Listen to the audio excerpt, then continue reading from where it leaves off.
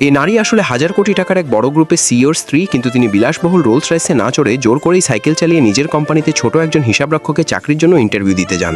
যাওয়ার আগে তিনি তার স্বামীকে একদমই তাকে পৌঁছে দিতে দেননি, কারণ তিনি চাননি কেউ ভাবুক যে তিনি পরিচয় জোরে চাকরি নিচ্ছেন। তিনি বারবার স্বামীকে সতর্ক করে দেন যেন তার আসল পরিচয় ফাঁস না হয়, কিন্তু তিনি কল্পনাও করতে পারেননি কোম্পানির দরজায় ঢুকতেই কিছু অহংকারী সহকর্মী তাকে ঘিরে ধরবে।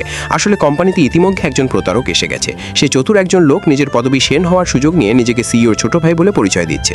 সুপারভাইজার ওই ভোছোটা সাহেবকে খুশি করতে গিয়ে মহিলাটিকে অপমান করতে থাকে, তাকে অযোগ্য গৃহিণী বলে ব্যঙ্গ করে, এমনকি তাকে চাকরি ছাড়তে বাধ্য করার জন্য তার মাসিক বেতন জোর করে কমিয়ে মাত্র 5 টাকা করে দেয়। কিন্তু এই নারী সহজে হার মানার মতো নন। খুব দ্রুতই তিনি হিসাবের খাতায় গরমিল খুঁজে পান। দেখা যায় এই দুই ব্যক্তি মিলে 80 লাখ টাকা আত্মসাৎ করেছে। তিনি সঙ্গে সঙ্গে প্রমাণ হিসাবে অডিও রেকর্ড করতে শুরু করেন, কিন্তু ধরা পড়ে যাওয়ার ভয় থেকে তারা ক্ষিপ্ত হয়ে ওঠে, তার ফোন ছিনিয়ে নেওয়ার চেষ্টা করে, এমনকি তাকে মারধরও করে। সবচেয়ে হৃদয় বিদারক বিষয় হলো আশেপাশের কর্মচারীরাও লোভে পড়ে যায়। বেতন দ্বিগুণ হবে এই মিথ্যা আশ্বাসে তারা অপরাধে সহযোগী হয়ে ওঠে। তারা সবাই মিলে মহিলাটিকে নির্মমভাবে মারধর করতে থাকে, এমনকি তার মুখ ফুলে গেলেও কেউ তার সত্য কথা শুনতে চায়নি। মাটিতে লুটিয়ে পড়া ওই নারীকে দেখে তারা বুঝতেই পারেননি সিইও স্ত্রীর প্রকৃত প্রতিশোধের ঝড় এখনই শুরু হতে যাচ্ছে।